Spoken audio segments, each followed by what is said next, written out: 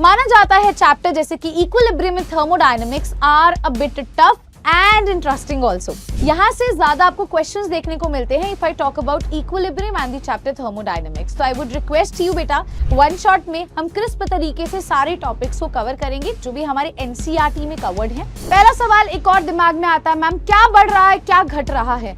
Logically सोच करके देखिए, हम बात कर रहे हैं एक रिएक्शन की, बात करते हैं इक्विलिब्रियम के बारे में, कुछ और इंपॉर्टेंट चीजों के बारे में, जैसे हेलो माय शिमरिंग स्टार्स, क्या हालचाल मेरे चमकते सितारों। में तहे दिल से स्वागत करती हूँ आप सभी का आपके अपने फिजिक्स वाला के प्लेटफॉर्म पर। आज हम करने जा रहे हैं हमारी वन शॉट सीरीज में चैप्टर जिसका नाम है केमिकल इक्विलिब्रियम।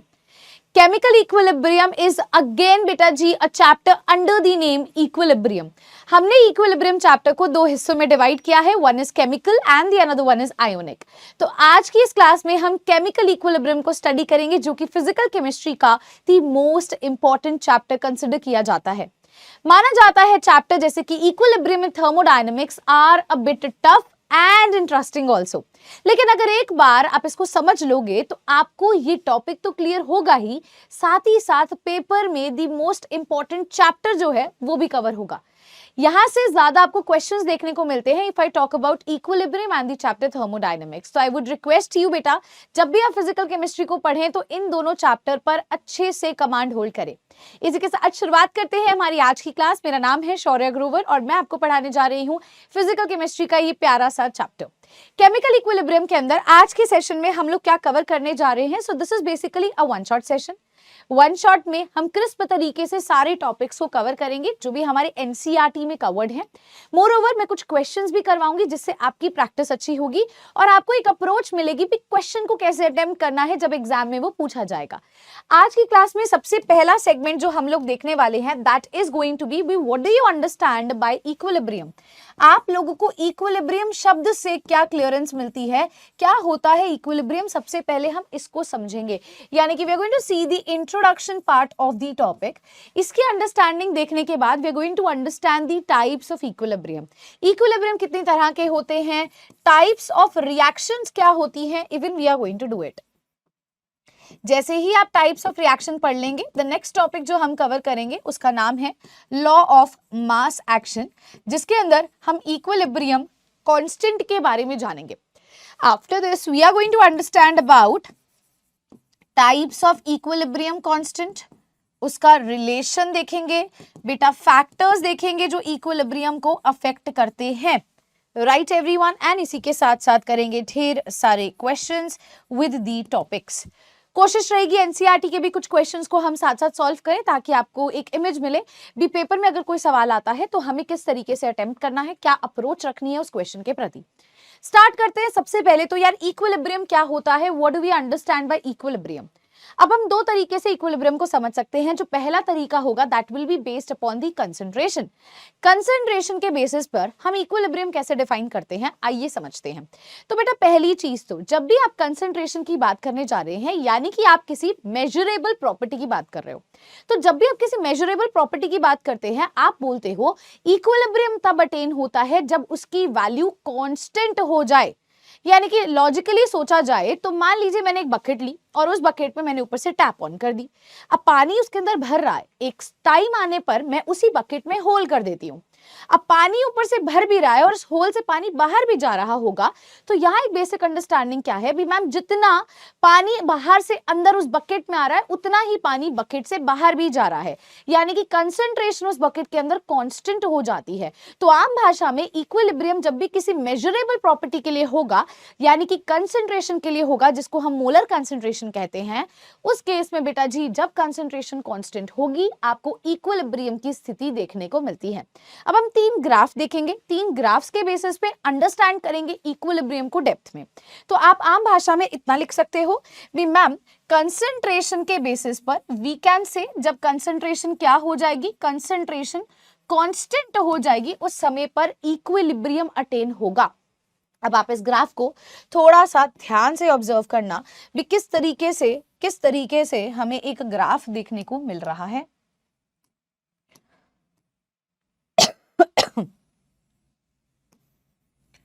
आप साथ साथ बेटा जी इन सभी कर्व्स को ड्रॉ करेंगे।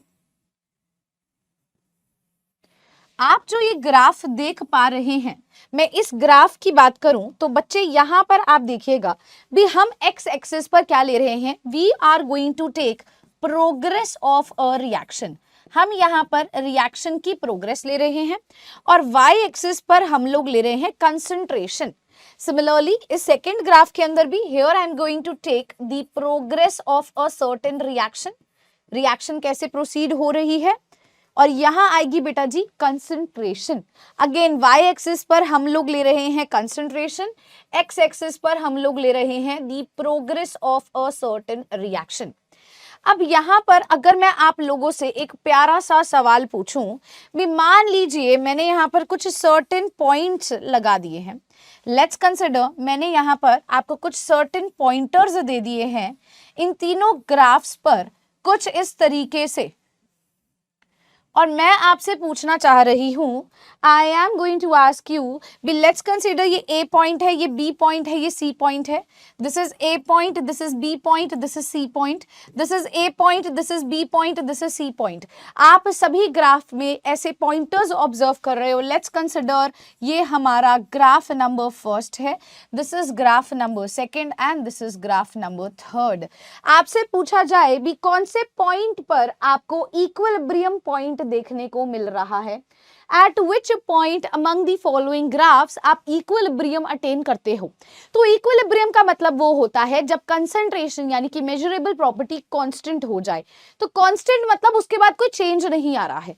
ए पॉइंट पर देखें तो ये प्रॉपर्टी में बदलाव है, आप देखो बढ़ रही है, यहां से बढ़ रही है, ये घट रही है। पहला सवाल एक और दिमाग में आता है, मैम क्या बढ़ रहा है क्या घट रहा है। लॉजिकली सोच करके देखिए, हम बात कर रहे हैं एक रिएक्शन की, और एक रिएक्शन में रिएक्टेंट प्रोडक्ट में कन्वर्ट होता है। तो रिएक्टेंट खुद को कंज्यूम करता है तब जाकर प्रोडक्ट फॉर्म होता है, यानी कि रिएक्टेंट की कंसंट्रेशन घटती है तब जाके प्रोडक्ट की कंसंट्रेशन बढ़ती है और एक रिएक्शन आपको देखने को मिलती है। तो यहाँ पर ये जो आप डिक्रीजिंग कर्व देख रहे हो ये रिएक्टेंट की देख रहे हो, इंक्रीजिंग कर्व आप प्रोडक्ट की देख रहे हो। Same goes with this way, ये जो इंक्रीजिंग कर्व है ये प्रोडक्ट की है, ये डिक्रीजिंग कर्व रिएक्टेंट की है, ये डिक्रीजिंग कर्व रिएक्टेंट की है, ये इंक्रीजिंग कर्व आपको प्रोडक्ट की देखने को मिल रही है। अब यहां पर देखा जाए ए पॉइंट पर मैम हमने बोला प्रोडक्ट बढ़ रहा है रिएक्टेंट घट रहा है, कांस्टेंट नहीं हुआ। यहां देखेंगे तो यहां पे ये इंक्रीज हो रहा है, यहां ये डिक्रीज हो रहा है, कांस्टेंट नहीं हुआ। यानी कि ए पॉइंट और बी पॉइंट पे तो इक्विलिब्रियम नहीं है। सी पॉइंट पे देखें तो इसके बाद ये वैल्यू चेंज नहीं हो रही है, इसके बाद ये वैल्यू चेंज नहीं हो रही है। तो I can say that C point is my equilibrium point, जहां पर कंसंट्रेशन ना तो रिएक्टेंट की ना प्रोडक्ट की चेंज हो रही है, यानी कि वो कांस्टेंट हो गई। 4 है तो 4 रहेगी, 5 है तो 5 रहेगी, 10 है तो 10 रहेगी, कांस्टेंट रहेगी। यहां पर देखते हैं सेकंड ग्राफ के केस में अगर हम देखें तो अगेन यहां पर आपको रिएक्टेंट का डिक्रीज दिख रहा है, प्रोडक्ट का इंक्रीज दिख रहा है, यानी कि वैल्यू चेंज हो रही है। ए पे पॉसिबल नहीं है। बी के केस में भी देख सकते हो तो वैल्यू में बदलाव आ रहा है, ये भी पॉसिबल नहीं है। अगेन सी पॉइंट पे ये वैल्यू कांस्टेंट हो जाएगी। बेटा जी ये मैंने ड्रॉ किया है तो मैं आपको बता रही हूँ, सी पॉइंट पे इसके बाद वैल्यू नहीं चेंज होती है, so C point is the equilibrium point in graph 2। बात करते हैं ग्राफ 3 की, तो ग्राफ 3 में देखिए ए अगेन अगर आप देखोगे यहां पर रिएक्टेंट घट रहा है, यहां प्रोडक्ट बन रहा है, चेंज हो रही है वैल्यू, यहां भी वैल्यू चेंज हो रही है। लेकिन सी पॉइंट ऐसा है जहां बेटा वैल्यू कांस्टेंट तो है ही, कांस्टेंट के साथ साथ वैल्यू यहां सेम भी है, पर हमें इक्विलिब्रियम किस बेसिस पे डिफाइन करना भी वो कांस्टेंट होनी चाहिए, दैट्स इट। तो यहां कांस्टेंट है यानी कि C point is the equilibrium point. तो इस तरीके से आप इसको ऑब्जर्व कर सकते हैं, इक्विलिब्रियम को समझ सकते हैं। चलिए प्रोसीड करते हैं अब equilibrium in terms of rate of reaction को समझते हुए। अगर हम इक्विलिब्रियम को रेट की टर्म्स में समझते हैं, so what do you understand by the term rate of a certain reaction. हम लोग रेट को कैसे समझते हैं, रेट ऑफ अ रिएक्शन आप केमिकल काइनेटिक्स में पढ़ेंगे क्लास 12th में। इसका मतलब होता है change in concentration of reactant या product by change in time, ऐसे बोला जाता है।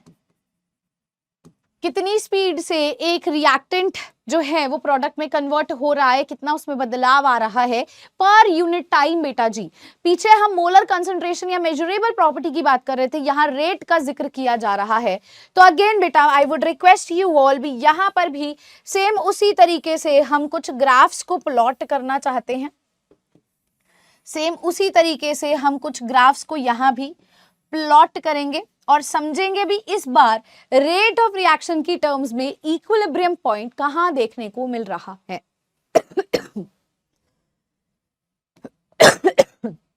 इस बारी y एक्सिस पर we are going to take rate of reaction, x axis पर we are going to take progress of a reaction.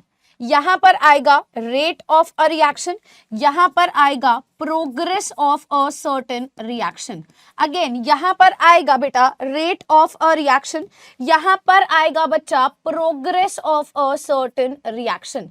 आइए यहां पर भी अब हम कुछ पॉइंटर्स अप्लाई करते हैं इन ऑर्डर टू अंडरस्टैंड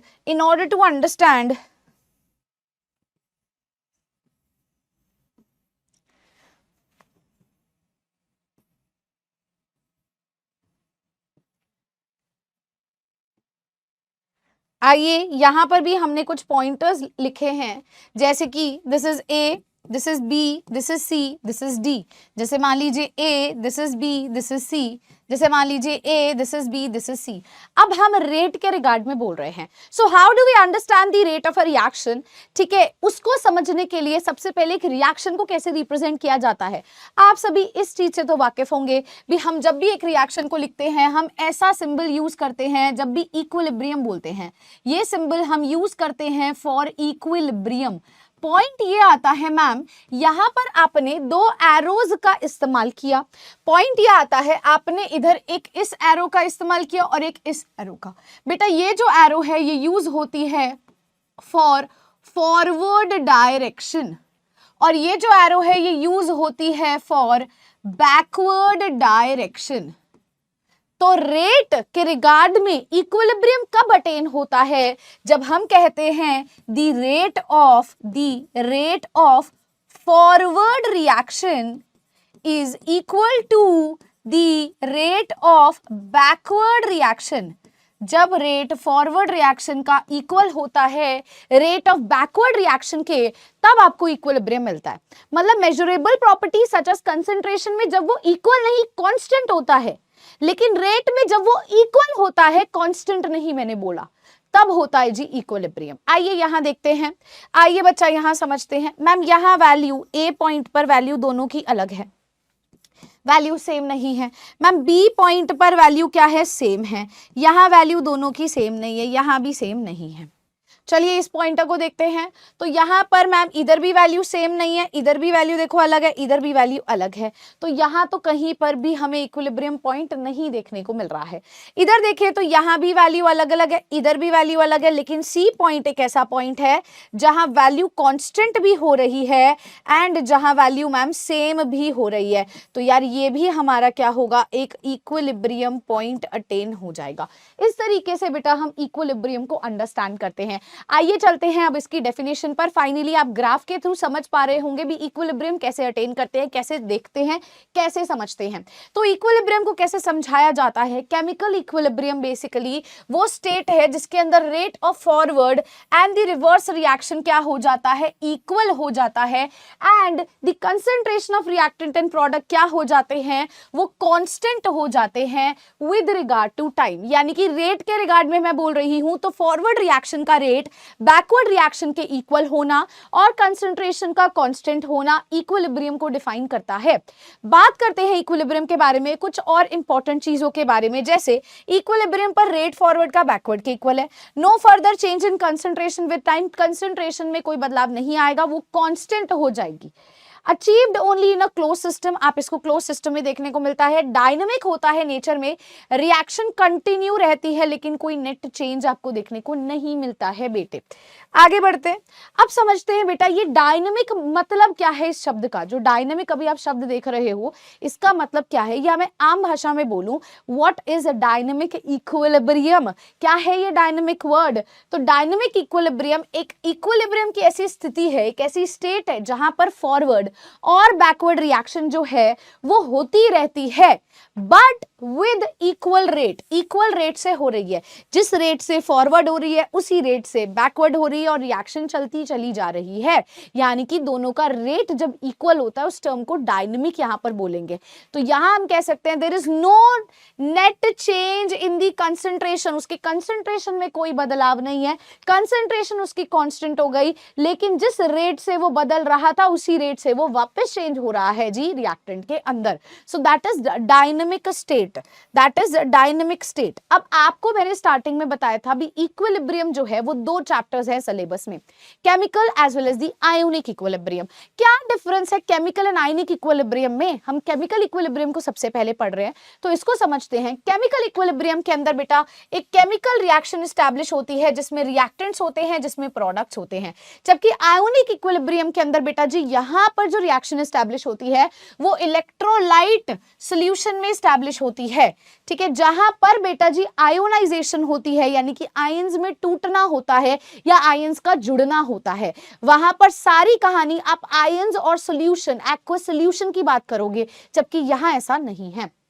यहां पर ये मॉलिक्यूलर और आयनिक दोनों रिएक्शन शो कर सकता है, लेकिन वो सिर्फ और सिर्फ आयोनिक रिएक्शन शो करता है एक्वस मीडियम के अंदर। आगे देखते हैं, रिएक्टेंट एंड प्रोडक्ट मॉलिक्यूल हो सकते हैं, एटम हो सकते हैं, आयन हो सकते हैं, वहां सिर्फ आयंस होंगे या हद से हद आप कोई सोल्यूशन की बात कर रहे हो। इसके बाद एक सिंपल जनरल रिएक्शन लिखी है H2 प्लस I2, मैं इसको दोबारा लिख देती हूँ। H2 प्लस I2 फॉर्म कर रहा है 2HI, तो यहां पर आपको कोई भी आयन नहीं दिख रहा है, they are basically the molecules. ये होमोएटॉमिक मॉलिक्यूल हेटेरोएटॉमिक मॉलिक्यूल है। यहाँ पे आपको सब कुछ आयंस मिलता है, जैसे कि आप देख सकते हैं हमें यहाँ पर CH3COH का डिसोसिएशन दिख रहा है, तो बेटा ये टूटता है H पॉजिटिव में और CH3COO नेगेटिव में, और ये एक तरह का वीक इलेक्ट्रोलाइट है जो आप आगे जाके आयनिक इक्विलिब्रियम में पढ़ोगे, एक ऐसा इलेक्ट्रोलाइट जो पूरी तरीके से अपने आयंस में नहीं टूटता है। यहाँ पर जो आप लॉ यूज करते हैं that is law of mass action and equilibrium constant Kc Kp का इस्तेमाल होता है, जबकि वहां आयोनाइजेशन कांस्टेंट्स का यूज किया जाता है। इसी के साथ आगे बढ़ते हैं। आई होप सब आपको पता चल गया होगा what are we studying. Now let's understand the types of reactions. बेटा दो तरह की रिएक्शंस होती हैं, पहली रिएक्शन होती है इरिवर्सिबल रिएक्शन और दूसरी होती है रिवर्सिबल रिएक्शन। इरिवर्सिबल रिएक्शन में इक्विलिब्रियम नहीं होता है। इरिवर्सिबल का मतलब क्या होता है, भी रिएक्टेंट जो है यार वो प्रोडक्ट में कन्वर्ट हो चुका है, वो वापस से रिवर्स नहीं किया जा सकता।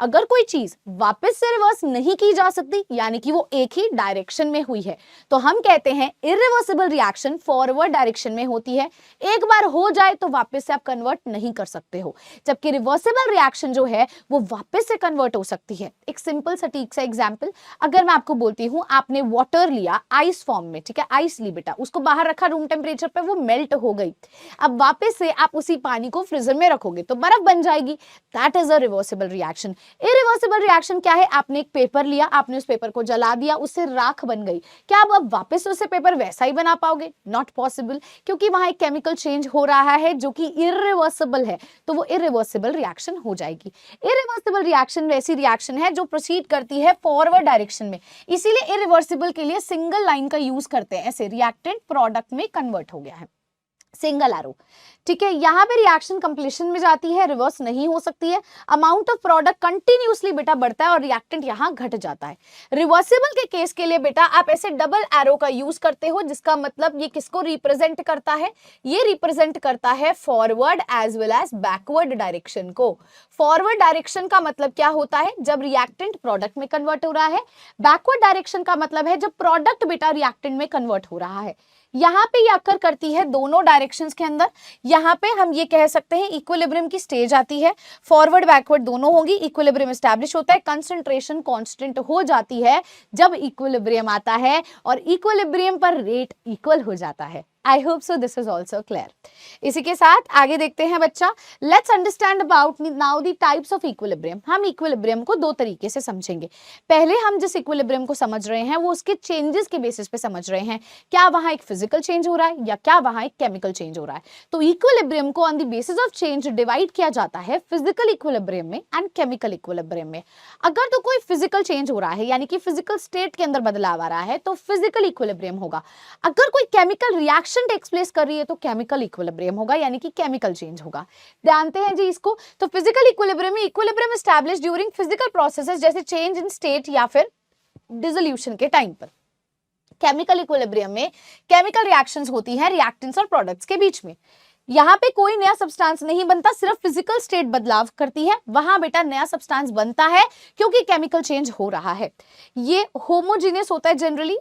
आप यहाँ पर एक चीज मैं आपको और क्लियर कर देती हूँ। ये जो मैंने लिखा type of system same phases वाला, कहने का मतलब आप इसको इसमें कंफ्यूज मत हो जाना भी मैम फेज में तो चेंज हो रहा है तो आप होमोजेनियस कैसे कह सकते हो। कहने का तात्पर्य ये है भी हम एक पर्टिकुलर सिस्टम की बात करते हैं तो उसकी यूनिफॉर्मिटी मेंटेन रहती है, उस रिगार्ड में लिखा गया है। हालांकि आप इसमें कंफ्यूज ना हो तो आप इस पॉइंटर को एक बार निग्लेक्ट करके पहले इसको समझो, फिर बेटा पॉइंटर आगे जाके आपको समझ आएगा it may be homo it may be hetero किस तरीके से। हम कहते हैं यहाँ कोई नया सब्सटेंस नहीं बनता। जैसे मान लीजिए H2O सॉलिड फॉर्म में है, आपने इसको किस में कन्वर्ट कर दिया, H2O लिक्विड फॉर्म में। तो अब ये सेम फेजेस नहीं है, कहीं आप सोचो दिस इज होमोजेनस, नहीं बेटा, ये इसकी यूनिफॉर्मिटी को एक्सप्लेन करते हुए समझाया गया है। यहाँ पर अगर अपन बात करते हैं तो जैसे मान लीजिए हमारे पास है PCl5 गैसियस, बेटा ये कन्वर्ट हो रहा है PCl3 गैसियस में और साथ में Cl2 गैसियस में। तो आप एक बार इस पॉइंट से कंफ्यूज ना हो, ये आप यूनिफॉर्मिटी को कंसिडर करते हुए चलो तो चीजें आपको शायद समझ आ जाएंगी। ठीक है, यहाँ पे आप देख रहे हो this is a chemical reaction और ये बेटा दोनों ही इक्विलिब्रियम है, इसीलिए हमने डबल एरोज का यूज किया, नॉट अ सिंगल एरो। बात करते हैं equilibrium on the basis of phases, phase के बेसिस पे। अभी जो आप होमोजेनस हेट्रोजेनस समझ रहे हो उसको डिटेल में यहाँ समझिए। फेजेस के बेसिस पे हम होमोजेनस इक्विलिब्रियम हेट्रोजेनस इक्विलिब्रिया कहते हैं। अगर तो सेम फेज है थ्रू आउट, मतलब सॉलिड है तो सॉलिड ही है, लिक्विड है तो लिक्विड ही है, गैस है तो गैस ही है, तो होमोजेनस होगा। अगर एक से ज्यादा फेज एग्जिस्ट करेगा तो आप उसको हेट्रोजेनस इक्विलिब्रिया बोलोगे। जैसे देखिए all reactants and products same phase में होंगे तो होमोजेनस इक्विलिब्रिया, अगर डिफरेंट फेजेस में होंगे तो हेट्रोजेनस होगा। जैसे मान लीजिए मोस्टली गैसियस या एक्वस फॉर्मेट में होती है, वहां सॉलिड लिक्विड गैस तीनों एग्जिस्ट कर सकते हैं। कंसंट्रेशन सभी स्पीशीज की KCKP में लिख सकते हो, लेकिन बेटा वहां पर मैं एक पहली बात बता देती हूँ, यहां हमने मोस्टली गैसेस बोला है बट वहां हमने बोला है सॉलिड लिक्विड भी हो सकता है। तो जब आप इसकी इक्वेशन लिखोगे इक्विलिब्रियम कांस्टेंट की, सॉलिड लिक्विड के लिए वैल्यू नहीं लिखी जाती है। आगे अभी कुछ फ्यू मिनट्स में आप समझोगे भी एक्टिव मास सॉलिड का और लिक्विड का 1 होता है, इसीलिए उसको इंक्लूड नहीं करते हैं, हम सिर्फ गैसेस को इंक्लूड करते हैं एक्सप्रेशन में। जैसे मान लीजिए H2+I2 2HI दे रहा है, दिस इज बेसिकली होमोजेनस, सभी गैसेस फॉर्म में है। यहाँ ये सॉलिड में है और वो सॉलिड और गैस में है तो हेट्रोजेनस हो जाएगा। System is uniform through out, system is non uniform, इसलिए मैंने यूनिफॉर्मिटी एंड नॉन यूनिफॉर्मिटी पिछले पेज पे बोला और तभी आपको कट करवाया ताकि आपको कंफ्यूजन ना हो। आगे चलते हैं, let's move on to the next part जिसका नाम है लॉ ऑफ मास एक्शन। पढ़ने जा रहे हैं एक ऐसा लॉ जिसकी मदद से आप इक्विलिब्रियम कांस्टेंट निकाल सकते हैं। लॉ ऑफ मास एक्शन क्या कहता है? लॉ ऑफ मास एक्शन का कहना है कि जब भी आप रिएक्शन के रेट को लिखोगे वो डायरेक्टली प्रोपोर्शन होता है to the product of active mass of the molar concentration of the reactant. जो एक्टिव मास मैंने यहां पर बोला है, एक्टिव मास का मतलब मोलर कंसंट्रेशन है, जितने रिएक्टेंट है उनकी मोलर कंसंट्रेशन का प्रोडक्ट है उसके डायरेक्टली प्रोपोर्शन होता है रेट ऑफ रिएक्शन। कैसे मैम, बड़ी कंफ्यूजन हो रही है, समझाओ थोड़ा। देखो बेटा मान लीजिए आपके पास एक रिएक्शन है, मैंने यहां पर लिखा A+B, आपको दे रहा है यहां से C+D। Let's consider. तो बेटा मैं आपसे पूछती हूँ what is the rate of forward reaction. आप कहोगे ma'am as per the law of active mass या लॉ ऑफ मास एक्शन हम कहते हैं फॉरवर्ड रिएक्शन का रेट डायरेक्टली प्रोपोर्शन होगा। अब इसमें रिएक्टेंट कौन है मैम? A और कौन है? B। आपने एक चीज ऑब्जर्व की होगी, मैंने इसको स्क्वायर ब्रैकेट में लिखा। इसका मतलब क्या है बेटा, जो एक्टिव मास होता है, ये जो आप एक्टिव मास देख रहे हो this is the molar concentration और हम इसको ऐसे स्क्वायर ब्रैकेट्स में लिखते हैं। ठीक है, ऐसे लिखा जाता है। तो बेटा फॉरवर्ड रिएक्शन के लिए रिएक्टेंट के एक्टिव मासेस के प्रोडक्ट के इक्वल होगा जी इसका रेट। अब बेटा इसकी डायरेक्टली प्रोपोर्शन को हटाएंगे तो यहां से मैंने लिख दिया the rate constant for the forward reaction into में active mass of A into active mass of B। ऐसे ही बेटा अगर मैं आपसे पूछती हूँ बैकवर्ड रिएक्शन का रेट किसके डायरेक्टली प्रोपोर्शन होगा? बैकवर्ड का मतलब इस बार C और D रिएक्टेंट है और वो A और B में कन्वर्ट हो रहे हैं, तो मैम उसके एक्टिव मास के प्रोडक्ट के डायरेक्टली प्रोपोर्शन होगा, यानी कि C के और यानी कि D के एक्टिव मास के डायरेक्टली प्रोपोर्शन होगा। अब हम इस डायरेक्टली प्रोपोर्शन साइन को यहां से हटाएंगे तो हमें यहां से क्या देखने को मिलेगा? हमें यहां से मिलेगा KB इनटू में C इनटू में बेटा D। I hope so this is fine. अब बेटा अगर मैं बोलती हूँ this is the first reaction, this is the second reaction, हमने ये बोला था अभी इक्विलिब्रियम वो स्थिति होती है जब रेट फॉरवर्ड रिएक्शन की बैकवर्ड रिएक्शन के इक्वल होती है। तो हम यहाँ पर कहेंगे एट इक्विलिब्रियम, इक्विलिब्रियम पर क्या होता है, at equilibrium the rate of a forward reaction is equivalent to the rate of a backward reaction। Forward reaction का रेट बैकवर्ड रिएक्शन के रेट के इक्वल होता है। फॉरवर्ड रिएक्शन में हमारे पास है KF into the active mass of A into the active mass of B is equivalent to हमारे पास आएगा KB into active mass of C into active mass of D। KB को यहाँ ले जाएंगे और A और B को यहाँ ले आएंगे। चलिए चलते हैं अगले पन्ने पे और इसको रीअरेंज करके लिखते हैं। तो बेटा हम यहाँ से क्या देखते हैं कि F बाय में KB आएगा which will be equivalent to the active mass of C into active mass of D by active mass of A into active mass of B, right. तो बेटा ये जो रेशो होता है जहां पर आप रेट कांस्टेंट फॉरवर्ड बाय में रेट कांस्टेंट बैकवर्ड लिखते हो, इसी को बोलते हैं जी इक्विलिब्रियम कांस्टेंट, इसी को कहा जाता है इक्विलिब्रियम कांस्टेंट। तो अगर मान लीजिए आपको एक सर्टेन रिएक्शन दे दी जाए जहां A प्लस बी आपको दे रहा है C प्लस D, आप उसके लिए इक्विलिब्रियम कांस्टेंट कुछ इस तरीके से लिख सकते हैं। आइए एक बार लॉ ऑफ मास एक्शन के डेफिनेशन को पढ़ लेते हैं। So the rate of a chemical reaction at a given temperature is directly proportional to the product of active masses यानी कि concentration of the reactant each raised to the power। अब ये क्या है, ये क्या है, यहां तक तो समझ आ गया, इसके आगे की कहानी समझाते हैं। तो ये थी बेटा सिंपल एग्जांपल जहां पर 1A 1B के साथ रिएक्ट करके 1C और 1D बना रहा है। अब दिखाते हैं एक सर्टेन डिफरेंट रिएक्शन को जहां आप इसकी बेसिक अंडरस्टैंडिंग को और भी डिटेल में समझ पाओगे। मान लीजिए बच्चा अब मैंने एक रिएक्शन दे दी जहां पे मैंने आपको ये लिख दिया 2A जो है वो 3B के साथ कंबाइन करके आपको C प्लस 2D दे रहा है। अब बताइए यहां पर आप किस तरीके से इक्विलिब्रियम कांस्टेंट को एस्टैब्लिश करते हो। तो मैम बहुत सिंपल सा पॉइंट है, it is very very easy. हम सबसे पहले लिखेंगे rate of forward reaction is directly proportional to the active mass of A। अब यहां तो 2A हैं, तो मैम एक काम करते हैं ना, इसको ऐसे लिख देते हैं 2A हैं तो A प्लस A, 3B हैं तो B plus B plus B. हमें यहां से क्या मिल रहा है C प्लस 2 बार D मिल रहा है तो D प्लस D मिल रहा है। अब मैम लिखते हैं इसके लिए rate law equation law of mass action का यूज करते हुए। तो लॉ ऑफ मास एक्शन का यूज करते हुए हम लिखेंगे rate of forward reaction is directly proportional to the product of active mass of reactant. Reactant में मैम एक A है और एक और A है, और क्या है मैम रिएक्टेंट में 3 बार B है। क्या है बेटा 3 बार B है, इसके प्रोडक्ट के इक्वल होगा, जी हाँ। तो बेटा क्या मैं इसको ऐसा लिख सकती हूँ, it is directly proportional to A का स्क्वायर इंटू B का क्यूब। अब बेटा इस डायरेक्टली प्रोपोर्शनल साइन को हटाएंगे तो यहाँ पे इसका कांस्टेंट आ जाएगा, that is KF into active mass of A की power 2 active mass of B की पावर 3। आप एक चीज को ऑब्जर्व करना, जो नंबर यहाँ लिखा था वो उसकी पावर में लिखा गया है, जो नंबर यहाँ लिखा था वो उसकी पावर में लिखा गया है। सिमिलरली बेटा हम लिख सकते हैं the rate of backward reaction. आइए rate of backward reaction is directly proportional to, now यहाँ पर एक्टिव मास ऑफ रिएक्टेंट होगा बट बैकवर्ड के लिए, बैकवर्ड यानी कि प्रोडक्ट वापस से रिएक्टेंट में कन्वर्ट हो रहा है, तो इस बार रिएक्टेंट हमारा प्रोडक्ट होगा यानी कि C और D होगा, ये होगा। तो active mass of C into active mass of D into active mass of बेटा D हो जाएगा। तो बेटा इसको भी उसी तरीके से लिख देते हैं। हम क्या देख पा रहे हैं that rate of backward reaction is equivalent to the rate constant for backward into C की पावर 1 इंटू D की पावर इस बार 2 हो जाएगी। अब बेटा इसको हम बोल देंगे यहाँ पर this is the first equation and let's consider this is the second equation. तो बेटा इक्विलिब्रियम पर क्या होता है, the rate of forward is equivalent to the rate of backward reaction. तो हम कह सकते हैं मैम एट इक्विलिब्रियम, इक्विलिब्रियम पर क्या होता है, इक्विलिब्रियम पर rate of forward reaction equal होती है रेट ऑफ बैकवर्ड के, यानी कि यहाँ पर KF इंटू A की पावर 2 B की पावर 3 किसके इक्वल आएगा, KB इंटू C की पावर 1 D की पावर 2। अब इसको थोड़ा रीअरेंज करके लिखते हैं तो KB को यहाँ ले आते हैं, इस पूरे हिस्से को यहाँ ले जाते हैं, KF बाई KB किसके इक्वल आ जाएगा, दैट इज C की पावर 1 इंटू D की पावर 2 A की पावर 2 बाई B की पावर 3। और यही रेशो बेटा क्या होता है, इक्विलिब्रियम कांस्टेंट। इसी रेशो को तो बेटा इक्विलिब्रियम कांस्टेंट कहते हैं। ये कंक्लूड हम यहां से कर पा रहे हैं मैम, जो भी नंबर था आप देख लीजिए वो उसकी पावर में आ गया है। तो for a certain general reaction हम क्या लिख सकते हैं, आइए देखते हैं मैम। एक जनरल रिएक्शन के लिए, एक सिंपल जनरल रिएक्शन के लिए ऐसा लिखा जा सकता है, मान लो N1A है, N2B के साथ ये रिएक्ट करके M1C बना रहा है और M2D बन रहा है, तो हम कह सकते हैं कि इक्विलिब्रियम क्या होगा।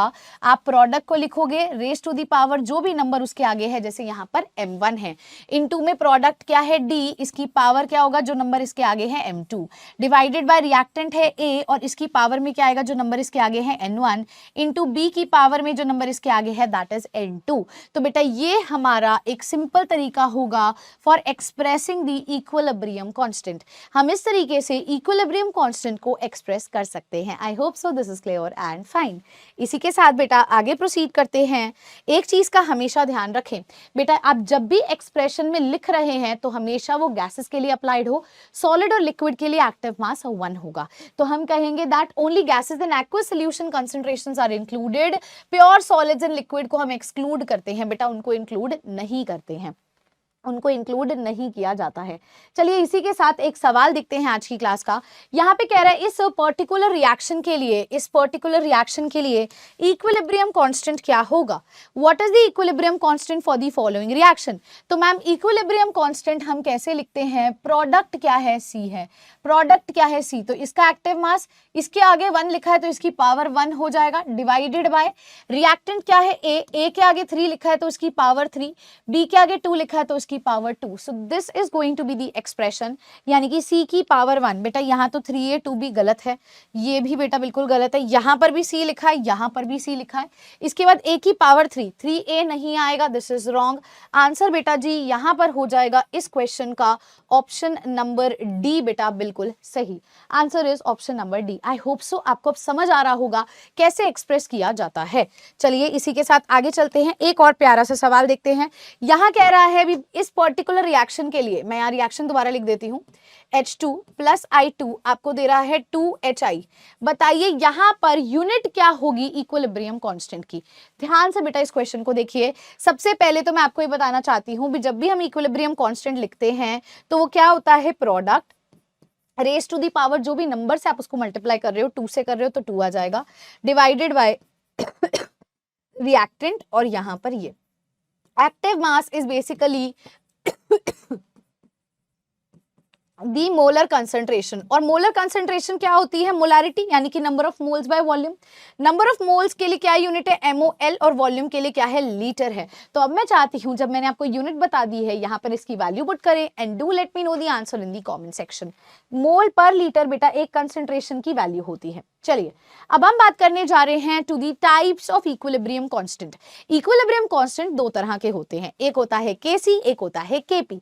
आइए उसकी बात करते हैं। सबसे पहले जो हम बात करेंगे that is going to be Kc, यानी कि equilibrium constant in terms of molar concentration. तो मोलर कंसंट्रेशन की टर्म्स में हम लिखते हैं Kc, यानी कि जब आप इक्विलिब्रियम कांस्टेंट वाले रिएक्शन को मोलारिटी की टर्म्स में एक्सप्रेस करते हो तो वो Kc हो जाता है। अगर उसी इक्वेशन के एक्सप्रेशन को आप पार्शियल प्रेशर की टर्म में एक्सप्रेस करते हो तो वो Kp हो जाता है। तो हमने यहाँ पर क्या देखा, for a reversible reaction at equilibrium the equilibrium constant Kc क्या है, ratio of the product of molar concentration of product raise to their stoichiometric coefficient जो भी होगा to the product of molar concentration of reactant, divide में क्या करते हैं reactant और उसकी पावर आ जाती है। सिंपल है। चलिए अब बात करते हैं जी किसकी, Kp की। किसकी बात की जाएगी, Kp की, यानी कि equilibrium constant in terms of partial pressure. तो बेटा यहाँ पर हम किसको इंक्लूड करेंगे, पार्शियल प्रेशर को इंक्लूड करेंगे। आइए एक रिएक्शन को देखते हैं, फिर इस डेफिनेशन को थोड़ा ध्यान से पढ़ते हैं।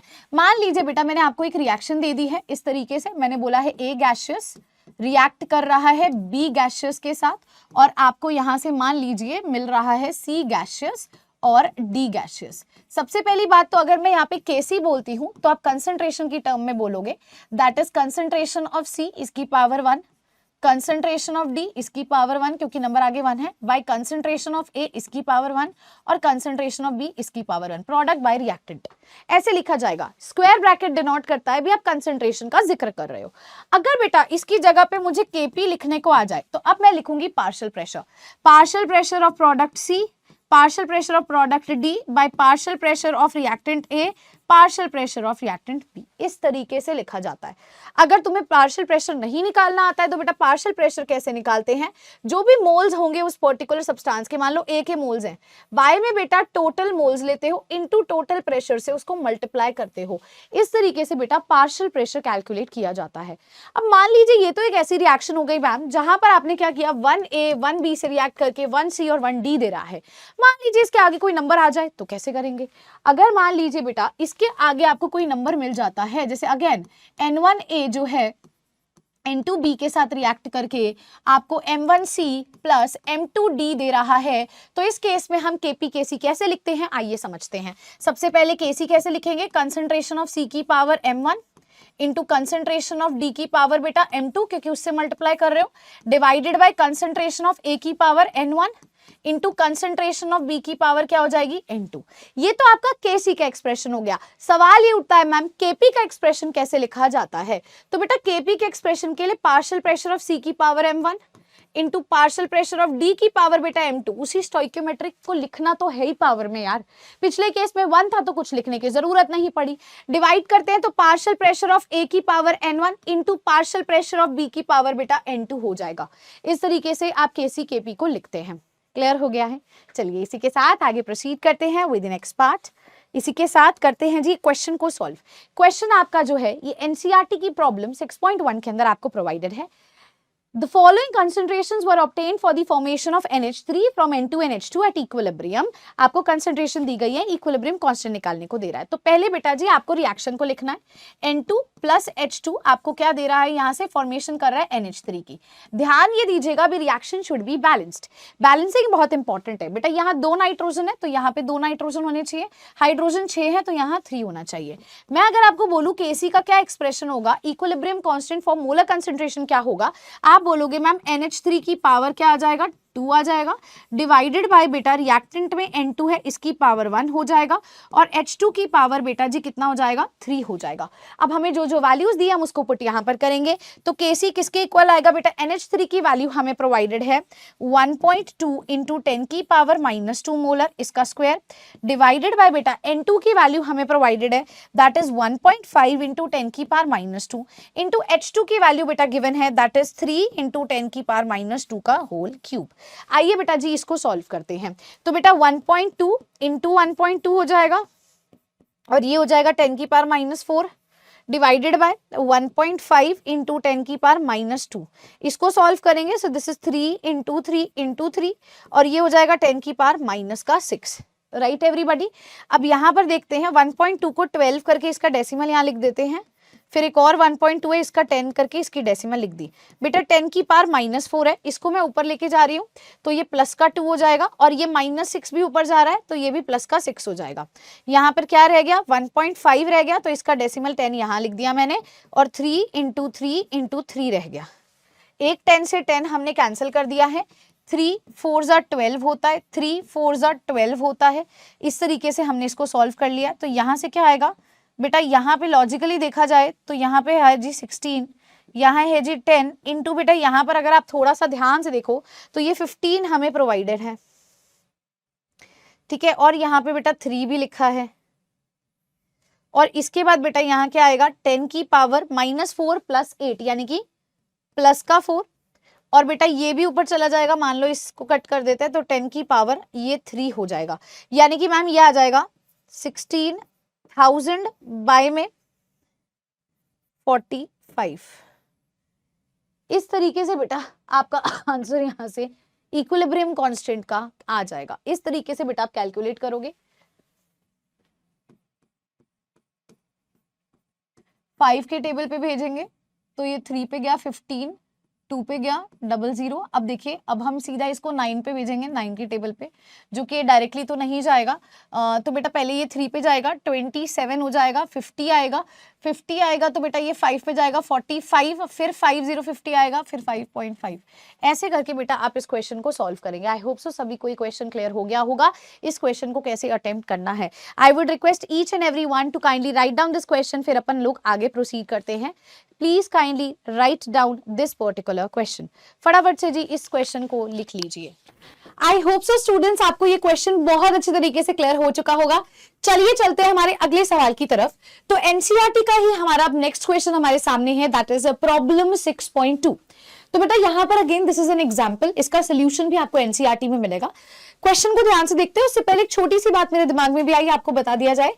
आप जैसे यहाँ पे आंसर देख रहे हैं दैट इज 355.5, तो आप इसको आफ्टर 1 डेसिमल प्लेस भी लिख सकते हैं, दैट इज 3.55 इंटू 10 की पावर 2। इस तरीके से भी लिखेंगे तो भी this is going to be the right way to answer your question. जैसे आप सिग्निफिकेंट फिगर्स या साइंटिफिक नोटेशन जब आपने पढ़ी होंगी तो किसी भी टर्म्स को फर्स्ट डेसिमल नंबर के मतलब फर्स्ट नॉन जीरो डिजिट के बाद प्लेस करोगे डेसिमल को, उस तरीके से there is an apt way an appropriate way to represent your answer. तो यहाँ पे आप जिस तरीके से साइंटिफिक नोटेशन का यूज कर सकते हैं, तो अगर हम यहाँ देखें तो 10 की पावर 2 आ जाएगा, तो आप 3.5 इंटू 10 की पावर 2 करके भी लिख सकते हो, और else even you can write down this answer. ठीक है जी, चलिए इसी के साथ शुरुआत करते हैं हमारे अगले एग्जाम्पल के साथ। अगला एग्जाम्पल है at equilibrium the concentrations of N2, O2 and NO are given to you in a sealed vessel. तो आपसे पूछ रहा है भी Kc की वैल्यू क्या होगी, आपको वैल्यू बतानी है। तो यार सिंपल सी बात है, यहाँ पर हमें N2 प्लस O2 जो है वो NO फॉर्म कर रहा है। दी रिएक्शन शुड बी बैलेंस्ड बेटा जी, तो इसके आगे 2 आ जाएगा। Quite easy, quite simple. अगर मैं आप लोगों को बोलती हूं भी के इक्विलिब्रियम की वैल्यू बताइए, तो के इक्विलिब्रियम की वैल्यू आप किस तरीके से कैलकुलेट करते हैं? कंसंट्रेशन आप लिखेंगे जी प्रोडक्ट की, रेज टू दी पावर उसका stoichiometric coefficient divided by N2 की पावर 1 होगा, एंड बच्चा O2 की पावर भी क्या आ जाएगा? 1 आ जाएगा। कंसंट्रेशन हमें ऑलरेडी प्रोवाइडेड है, तो NO की वैल्यू है 2.8 इंटू 10 की पावर -3। इसका बेटा होल स्क्वायर है, तो मैं इसको 2 बार यहां लिख रही हूं, डिवाइडेड बाय N2 की वैल्यू अगर हम देखें सो दैट इज 3 इंटू 10 की पावर -3, और यहां पर है 4.2 इंटू 10 की पावर -3। देखिए 10 की पावर -3 तो सारी की सारी कैंसिल हो चुकी हैं, एंड इसको आप 2 के टेबल पे भी डिवाइड कर सकते हो। तो आई वुड रिक्वेस्ट यू कि बेटा पहले आप सबके डेसिमल प्लेसेस को लिख दें ताकि कोई भी गड़बड़ आप ना करें। 4.2 का डेसिमल 10 हमने यहाँ पे भेज दिया, अगेन यहाँ पे 28 है यानी कि 2.8 है, तो यहाँ पर हमारे पास 10 वैल्यू आ गई है। हम इसको शेयर कर सकते हैं बेटा on the basis of the table. 2 पर भेजें तो यहाँ से 14 आ जाएगा, यहाँ से बेटा 21 आ जाएगा। आप 7 के टेबल पे भेज सकते हैं, 7 2 14, 7 3 बेटा 21। तो यहाँ से इसको सॉल्व करते हुए 10 से 10 हमारा कैंसिल हो जाएगा, and this is 16 1 carry 56 by में 90। इस तरीके से बेटा आप कर सकते हैं, तो आपका आंसर आपको क्या मिल जाएगा? डेसिमल्स में मिल जाएगा, and hence you can solve the question. और इसके बाद आप बेटा क्वेश्चन को सॉल्व कर सकते हैं। तो कुछ इस तरीके से हम Kc की वैल्यू निकाल सकते हैं जब हम कंसंट्रेशन ले रहे हैं। चलिए बच्चे आगे प्रोसीड करते हैं। अगले सवाल को थोड़ा सा ध्यान से समझने की कोशिश कीजिएगा। सवाल में कहा गया है PCl5, PCl3 and Cl2 are at equilibrium. ये इक्विलिब्रियम पर है at 500 kelvin and having concentrations, आपको कंसंट्रेशन दे रखी है। इस पर्टिकुलर इक्वेशन के लिए Kc की वैल्यू बताइए। तो बेटा if you know the expression आप वैल्यू बता सकते हैं। Concentration of PCl3 into concentration of Cl2 by में बेटा कंसंट्रेशन ऑफ PCl5। हमेशा ध्यान रखें कंसंट्रेशन आप प्रोडक्ट की न्यूमरेटर में लिखते हैं, डिनोमिनेटर में बेटा रिएक्टेंट की कंसंट्रेशन यानी कि एक्टिव मास को लिया जाता है। यहां पे देखें तो PCl5 की वैल्यू हमें कितनी प्रोवाइडेड है? That is 1.59 molar. Cl2 की वैल्यू देखते हैं तो PCl3 की 1.59, देन हमें 1.59 अगेन दी हुई है, डिवाइडेड बाय 1.41 हो जाएगा। You can solve the particular question and then you can get your answer. I hope so this is also clear and fine सभी को। अब हम देखने जा रहे हैं the relationship between Kc and Kp। Kc और Kp में क्या रिलेशनशिप है? बड़ा ही प्यारा क्वेश्चन यहां से फ्रेम होता है आपके एग्जामिनेशन में। सबसे पहले मैं आपको फॉर्मूला बताती हूँ and then I am going to derive it for you. तो क्या फॉर्मूला है हमारे पास? ध्यान से सुनिएगा, बहुत बेसिक सा फॉर्मूला है। Kp जो है वो इक्वल होगा Kc इंटू बेटा RT की पावर डेल्टा NG। यहां ये जो G है ये स्टैंड करता है कि ये आप सिर्फ गैसेस के लिए अप्लाई कर सकते हो। सॉलिड और लिक्विड के लिए बेटा you are not going to calculate the change in N यानी कि the change in stoichiometric coefficient. आइए इसका मतलब समझते हैं, आइए इसकी डेरिवेशन देखते हैं ताकि चीजें और क्लियर हो जाए। तो बच्चे अगर मैं आपको एक चीज बोलूं, यहां पर ध्यान से सुनना, मैम मेरे पास एक सर्टन रिएक्शन है, let's consider A plus B मुझे यहां से C प्लस डी दे रहा है, ठीक है। अभी मैंने सबकी स्टोइकियोमेट्रिक कोएफिशिएंट की वैल्यू 1 ली है। लेट्स अंडरस्टैंड भी Kp का क्या यहां पर एक्सप्रेशन होगा। सो Kp will be partial pressure of C into partial pressure of D bye partial pressure of A into partial pressure of B। इस तरीके से मैम हम Kp का एक्सप्रेशन लिखते हैं पार्शियल प्रेशर के टर्म्स में। अगर मैं आपको बोलती हूं यहां पर Kc का एक्सप्रेशन लिखिए, so that is concentration of C into concentration of D by concentration of A into concentration of B बेटा जी। इस तरीके से हम लिखेंगे, एब्सोल्युटली राइट। अगर मैं आपसे पूछूं भी what is the ideal gas equation, आप बोलोगे PV is equal to nRT। हमें पता है आइडियल गैस इक्वेशन होती है PV is equal to nRT। अगर वॉल्यूम को मैं इस तरफ ले जाऊं मुझे मिलेगा N बाय V RT। And what is N बाय V मैम, ये तो मोलारिटी होती है, यही तो कंसंट्रेशन होती है। तो pressure is equal to concentration into R into T। अब क्या मैं प्रेशर को सभी की टर्म्स में लिखूं, A के लिए, B के लिए, C के लिए, D के लिए? Yes of course we can write down.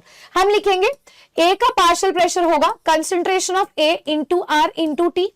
B का प्रेशर कितना होगा, concentration of B into R into T। C का प्रेशर कितना होगा, concentration of C into R into T। ऐसे ही बेटा हम D के लिए भी लिख सकते हैं, concentration of D into R into T। अब बेटा सारी वैल्यूज को हम रिप्लेस कर देते हैं हमारी Kp के रिलेशन में। हमें क्या मिलेगा, Kp is equal to partial pressure of C क्या है, C into R into T। D का क्या है, ये हो जाएगा, बाय में A का ये हो जाएगा, और बेटा बाय में B का क्या हो जाएगा, ये हो जाएगा।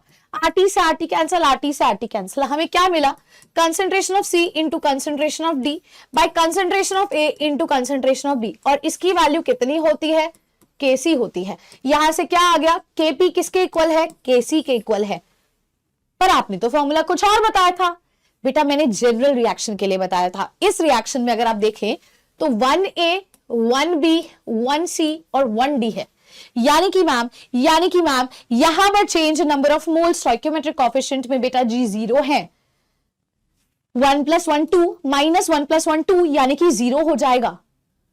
तो इस केस में Kp हमेशा Kc के इक्वल आएगा। किस केस में मैम, जब डेल्टा Ng की वैल्यू क्या है, 0। आइए उसी फॉर्मूला को देखें, Kp is equal to Kc into RT की पावर डेल्टा Ng।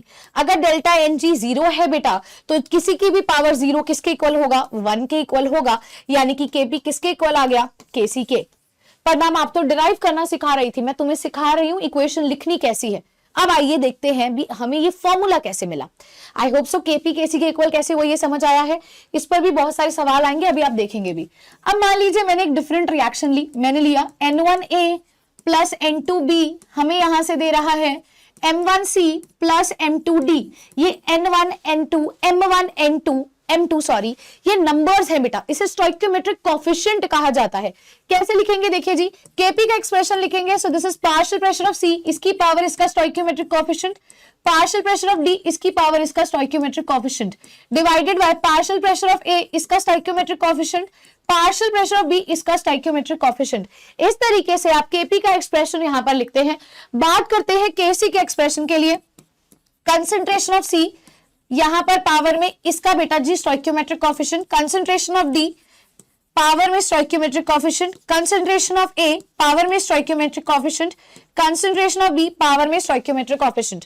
बात करते हैं अगेन बेटा, अगर मैं आपसे पूछूं व्हाट इज Pa, आप बोलोगे ma'am that is concentration of A into R into T, लेकिन इस पूरे की पावर बेटा जी क्या होगी, N1 sorry QN1 ma'am, QN1 क्योंकि Pa की पावर क्या है, N1 है। ऑब्वियसली Pb कितना होता है, Pb कितना होता है, Pb होता है concentration of B into R into T। Pc कितना होता है, concentration of C into R into T। Pd कितना होता है, concentration of D into R into T। Everyone आइए रिप्लेस करते हैं, Kp किसके इक्वल होगा, Pc की पावर M1, Pc की पावर N1 मतलब Cc RT की पावर M1, CD RT की पावर M2 डिवाइडेड बाय देखना CA RT की पावर N1, CB RT की पावर बेटा N2। इस तरीके से बेटा जी हम रिलेशन लिखते हैं।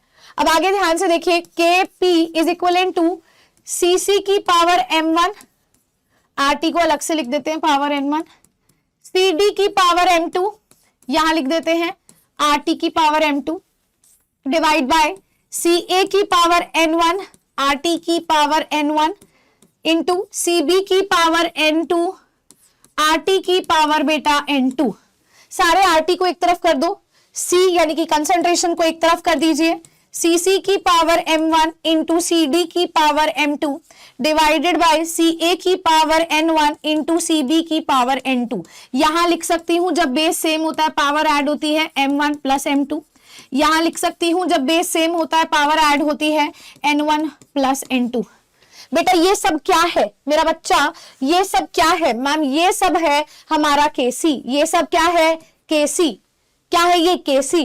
कह सकती हूं Kp is equal to Kc into RT की पावर क्या होगा m1 plus m2 minus n1 plus n2। ये क्या है बेटा, प्रोडक्ट के मोल्स माइनस रिएक्टेंट के मोल्स, यानी कि Kp is equal to Kc into RT की पावर डेल्टा Mg। जो भी नंबर आपको आगे दिया जाएगा उसमें चेंज निकालिए, product minus reactant. I hope so this is fine, this is clear everyone. चलिए जी आगे बढ़ते हैं, let's proceed to the next question of ours. अगला क्वेश्चन कह रहा है unit of the equilibrium constant for the reversible reaction is what. इसकी यूनिट बेटा जी पूछ रहा है। ऐसा क्वेश्चन मैंने आपको एक पहले भी दिया है आई गेस, हम एक बार देख लेते हैं। हाँ बेटा ये क्वेश्चन मैंने पहले ही आपको करवा दिया है। समझते हैं more about equilibrium constant. Equilibrium constant के बारे में कुछ और जानकारी जानते हैं। सबसे पहली बात तो बेटा आपको पता होना चाहिए कुछ सर्टेन रूल्स होते हैं अगर आपको मल्टीपल इक्विलिब्रिया देखने को मिलेगा। आइए समझते हैं कैसे। अगर बेटा मान लीजिए दो केमिकल रिएक्शंस इक्विलिब्रियम पर हैं, दो केमिकल रिएक्शंस इक्विलिब्रियम पर हैं, जैसे मान लो एक रिएक्शन है A गिव्स B और दूसरी रिएक्शन है B गिव्स C। इसके लिए इक्विलिब्रियम कांस्टेंट K1 है, इसके लिए इक्विलिब्रियम कांस्टेंट K2 है। तो बेटा जी मान लीजिए आपने इन दोनों इक्वेशंस को ऐड कर दिया, ऐड करने के बाद क्या फाइनल रिएक्शन आएगी, A गिव्स C। ये फाइनल रिएक्शन आई है क्योंकि B तो कैंसिल हो जाएगा। मैं पूछती हूं इसका इक्विलिब्रियम कांस्टेंट कितना होगा। तो जब भी आप दो रिएक्शंस को ऐड करते हो उसका इक्विलिब्रियम कांस्टेंट उसका मल्टीपल हो जाता है, मतलब प्रोडक्ट हो जाता है। कैसे मैम, जो हमारा फाइनल के इक्विलिब्रियम आएगा वो होगा K1 इंटू K2। अगर आप कभी भी दो रिएक्शंस को ऐड करते हैं इक्विलिब्रियम कांस्टेंट बेटा जी मल्टीपल हो जाता है, मल्टीप्लाई हो जाएगा, प्रोडक्ट हो जाएगा। अगला बेटा ji if the reaction having equilibrium constant is reversed. मान लीजिए मैंने आपको एक रिएक्शन दी, A प्लस B जो है वो आपको C दे रहा है, यहां इक्विलिब्रियम कांस्टेंट K1 है, ठीक है। इस रिएक्शन को मैं रिवर्स कर दूं, C जो है वो A प्लस B दे रहा है, तो बेटा इक्विलिब्रियम कांस्टेंट इनवर्स हो जाएगा। कितना हो जाएगा, 1/K1 हो जाएगा। इनवर्स कर दोगे बेटा जी तो इक्विलिब्रियम कांस्टेंट कितना हो जाएगा, डिवाइड में मान लीजिए 2 है तो 1/2 हो जाएगा, 3 है तो 1/3 हो जाएगा, 5 है तो 1/5 हो जाएगा, और अगर 1/10 दिया है तो कितना हो जाएगा, 10 हो जाएगा, क्योंकि इनवर्स होगा। ठीक है। नेक्स्ट रूल क्या कहता है, if a chemical reaction having equilibrium constant K1 is multiplied by a factor n। जैसे मान लो मैंने यहां पे लिखा A प्लस B आपको दे रहा है 2C, इक्विलिब्रियम कांस्टेंट K1 है, मान लीजिए मैंने इसको 2 से मल्टीप्लाई किया, क्या आएगा 2A प्लस 2B आपको क्या दे रहा है 4C। तो इक्विलिब्रियम कांस्टेंट नया किसके इक्वल होगा, पुराने इक्विलिब्रियम की पावर वो हो जाएगा जिस नंबर से आपने मल्टीप्लाई किया था।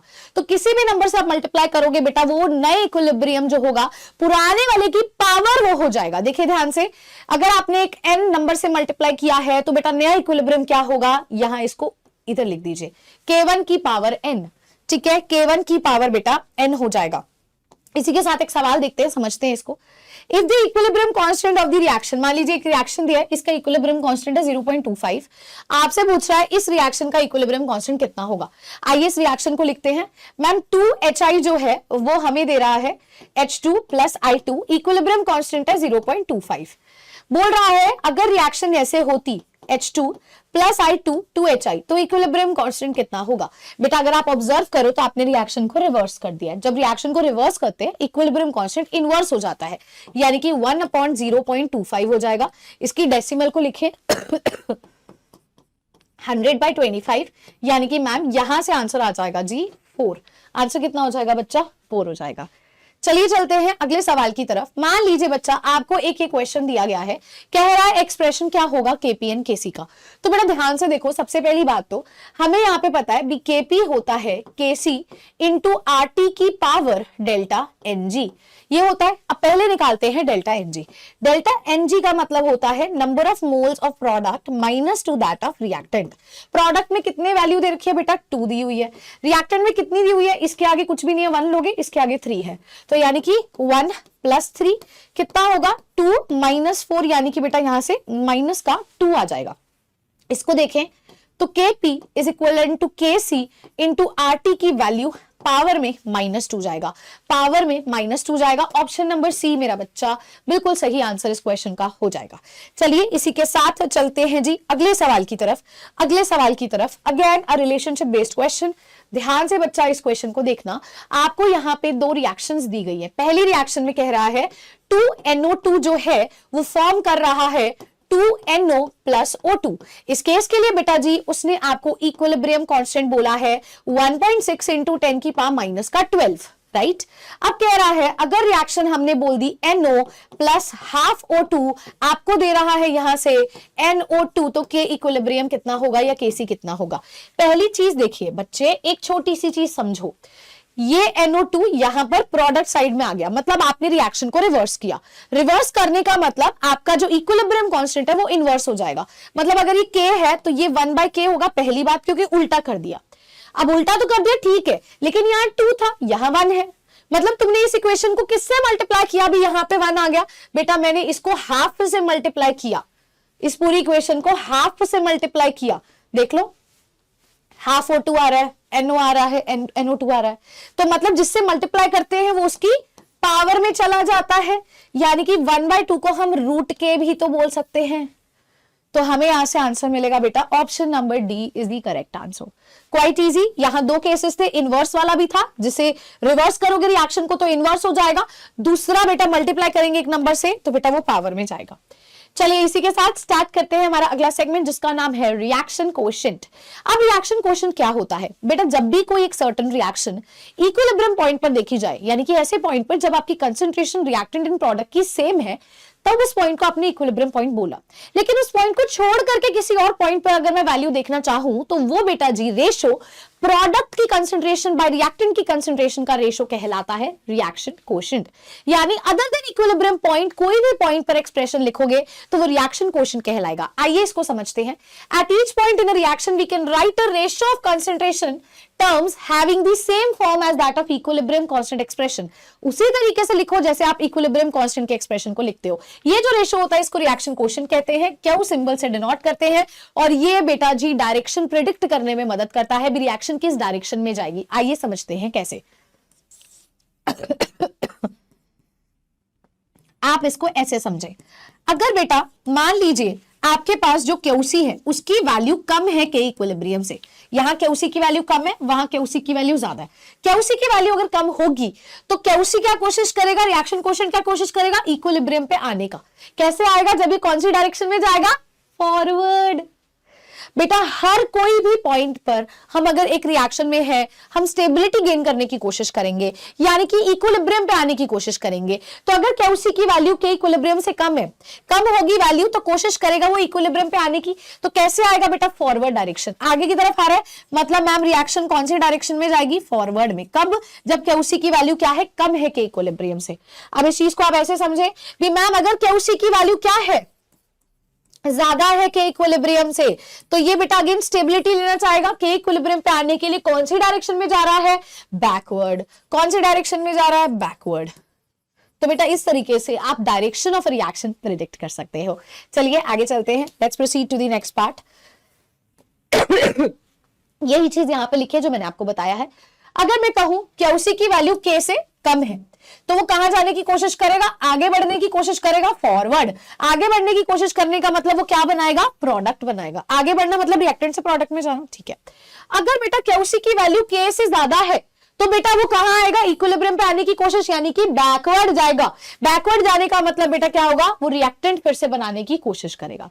तो यही लिखा है, क्यूसी अगर केसी से ज्यादा है रिएक्शन बैकवर्ड में जाएगी बेटा जी, और अगर कम है बेटा तो वो फॉरवर्ड में जाएगी। और अगर मान लो दोनों इक्वल है तो बेटा वो कहां पे प्रेजेंट है, वो इक्विलिब्रियम पॉइंट हो जाएगा। तो आप इस तरीके से एक रिएक्शन की डायरेक्शन को प्रिडिक्ट कर सकते हैं। अब बेटा चलते हैं नेक्स्ट पार्ट पे, रिएक्शन कितनी हो गई है, यानी कि अब हम बताएंगे about the extent of a reaction. Reaction कितनी हो गई है बेटा, एक्सटेंट ऑफ अ रिएक्शन वो भी बताया जा सकता है। This is also one of the applications बेटा जी। कैसे पता चलेगा, ये रेंज लाई करती है 10 की पावर -3 से 10 की पावर +3 में। तो बेटा एक चीज आपको पता होनी चाहिए, अगर वैल्यू हम ये कह देते हैं लाइक दिस इज द के इक्विलिब्रियम की वैल्यू है ना, ये के इक्विलिब्रियम की वैल्यू है बेटा, हम कह देते हैं अगर के इक्विलिब्रियम जो है, अगर के इक्विलिब्रियम जो है, इसको ध्यान से सुनना बेटा, इसकी वैल्यू क्या हो, यहां लिख देती हूं, अगर के इक्विलिब्रियम की वैल्यू मेरा बच्चा ज्यादा है 10 की पावर 3 से ज्यादा वैल्यू है, तो बेटा रिएक्शन कंप्लीट होने वाली है, इज अबाउट टू कंप्लीट, यहां पे हो चुकी है ऑलमोस्ट या होने वाली है। अगर बेटा जी इसकी वैल्यू कम है 10 की पावर -3 से, मतलब इधर कहीं पे भी आ रही है, मतलब रिएक्शन अभी शुरू ही नहीं हुई है, reaction has not yet started. आप इसको ऐसे भी समझ सकते हैं भी, जैसे मान लीजिए जैसे मान लीजिए मैं आपको एक सिंपल सी बात बताती हूं, आप कोई एक्सप्रेशन लिख रहे हो, ऐसे एक्सप्रेशन लिखते हो, मैंने आपको बोला भी अगर मान लो प्रोडक्ट की कंसंट्रेशन ज्यादा है तो के इक्विलिब्रियम क्या होगा, ज्यादा होगा। प्रोडक्ट ज्यादा कब होता है, जब रिएक्शन कंप्लीट होने वाली है। तो जब के इक्विलिब्रियम ज्यादा होगा बेटा तो रिएक्शन कंप्लीट होने वाली है। जब के इक्विलिब्रियम कम होगा, कब कम होगा, जब ए और बी ज्यादा होगा। तो जब रिएक्टेंट ज्यादा होता है तब के इक्विलिब्रियम की वैल्यू कम होती है। तो ये रेंज है बेटा, आपको ये पता होनी चाहिए। के इक्विलिब्रियम 10 की पावर 3 से ज्यादा, मतलब reaction is about to complete या कंप्लीट हो चुकी है। कम वैल्यू होगी यानी कि अभी आपका रिएक्शन शुरू हुई है, स्टार्ट हुई है। तो आप एक्सटेंट ऑफ रिएक्शन भी बेटा यहां से बता सकते हैं। स्टार्ट करते हैं जी अगले हिस्से से, स्टार्ट करते हैं अगले पार्ट से। जैसे मान लीजिए मेरा बच्चा आपको एक क्वेश्चन दिया है, एक क्वेश्चन दिया है, ध्यान से इसको देखना। क्वेश्चन में कहता है द वैल्यू ऑफ केसी आपको गिवन है, इस गिवन टाइम पे, एक गिवन पर्टिकुलर टाइम पे कंसंट्रेशन गिवन है, कौन सी डायरेक्शन में रिएक्शन जाएगी। तो पहली बात तो देखो मैम, केसी की वैल्यू गिवन है 2 × 10 की पावर -3। अब बेटा ध्यान से देखना, हमें उसने बोला एक गिवन पर्टिकुलर टाइम पर, मतलब मैं क्यूसी लिखूं तो वो इक्विलिब्रियम टाइम नहीं है, concentration of B into concentration of C by concentration of A की पावर 2 हो जाएगा। बेटा इन सबकी वैल्यूज दी है इन सबकी हमें वैल्यूज दी है किसी एक सर्टेन पॉइंट पे, इसका स्क्वायर लिखा है बेटा, तो ऑब्वियसली ये सब डिडक्ट हो जाएगा, यहां से वैल्यू 1 आ जाएगी। अब आप देखो केसी की वैल्यू कितनी है, 2 × 10 की पावर -3 है, और क्यूसी की वैल्यू है 1। बेटा इसको ऐसे लिख सकते हैं 2 डिवाइडेड बाय 1000 यानी कि 0.002। बेटा 1 ज्यादा है 0.002, मैम क्यूसी ज्यादा है के इक्विलिब्रियम से। बेटा जब ये लाइन याद करो, ये क्यूसी, ये क्यूसी, ये के इक्विलिब्रियम, इसकी वैल्यू ज्यादा होती है तो इक्विलिब्रियम पे आने की कोशिश करता है, रिएक्शन बैकवर्ड डायरेक्शन में जाएगी। पॉइंट समझ आया मैम, इसकी वैल्यू 1 है, इसकी 0.002 है, तो 1 ज्यादा है यानी कि ये ज्यादा है, इक्विलिब्रियम पे आने के लिए कौन सी डायरेक्शन में जाएगा, बैकवर्ड डायरेक्शन में जाएगा। ऐसे सवालों को बेटा करना होता है, you have to attempt question like this. चलिए चलते हैं, कैलकुलेट करते हैं इक्विलिब्रियम कंसंट्रेशंस को। कैसे इक्विलिब्रियम कंसंट्रेशन को कैलकुलेट करते हैं, मान लीजिए बच्चा मेरे पास एक रिएक्शन है, A गिव्स 2B। आपको पता होना चाहिए जब टाइम t 0 होता है, ये होता है बेटा A, ये होता है बेटा 0। टाइम t 0 होने का मतलब अभी रिएक्शन शुरू हुई है, reaction is just yet started, या आप ये बोल सकते हो आपने भी रिएक्टेंट इकट्ठे किए रिएक्शन करने के लिए, तो उस समय पे प्रोडक्ट तो नहीं बन सकता, तो प्रोडक्ट को अपन 0 लेके चलेंगे। अब ध्यान से देखना, जब टाइम t इक्विलिब्रियम पॉइंट होता है तो हम कहते हैं बेटा इसमें से कुछ मोल्स बेटा जी बाहर निकल गए, कुछ मोल्स मेरा बच्चा बाहर निकल गए, तो जो मोल्स बाहर निकले वो A - x कितने बनेंगे, जितने निकले x निकले तो x ही बनेंगे। जो भी नंबर लिखा है वो x के आगे लिख दो, यहां 1 आएगा क्योंकि 1 था, वहां 2 आएगा क्योंकि 2 था, ये आगे बेटा मोल्स, कितने मोल्स निकले। अब बेटा वॉल्यूम पूछूं तो इसका वॉल्यूम क्या होगा, मान लो सॉल्यूशन का वॉल्यूम V है, मैं तुमसे पूछूं मोलर कंसेंट्रेशन क्या होगी इक्विलिब्रियम पर, तुम कहोगे मैम मोल्स बाय वॉल्यूम, यानी कि A minus x by V, ये क्या होगा 2x बाई वी। एक ध्यान रखना, मोलारिटी में हम कंसेंट्रेशन में कहते हैं number of moles of solute by volume of solution in litres, तो वॉल्यूम ऑफ सॉल्यूशन को वी लिया एक साथ। अब बेटा अगर मैं आपको बोलूं भी यहां पर के इक्विलिब्रियम का एक्सप्रेशन बताओ, तो बेटा b की पावर 2 डिवाइडेड बाय a की पावर 1 हो जाएगा।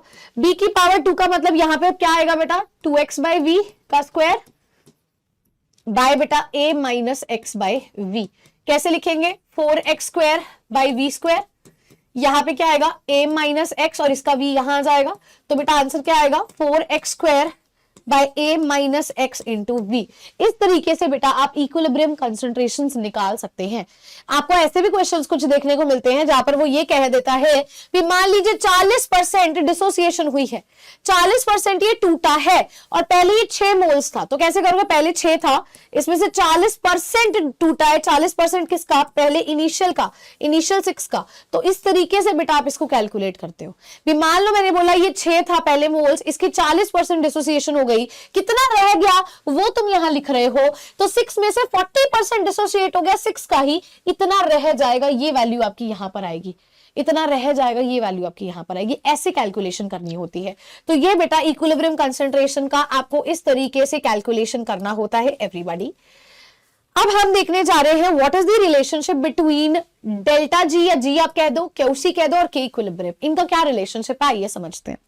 तो बेटा एक सिंपल सा फॉर्मूला है कि डेल्टा जी यानी कि change in Gibbs free energy equal होता है standard change in Gibbs free energy के प्लस आरटी एलएन क्यूसी।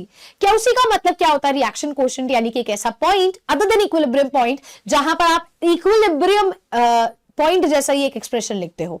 ठीक है, तो बेटा यहां पर अगर आप लॉजिकली देखो तो इक्विलिब्रियम पर क्या होगा, इक्विलिब्रियम पर सभी बच्चे जानते हैं डेल्टा जी होता है 0, तो 0 is equal to delta G not plus R T LN.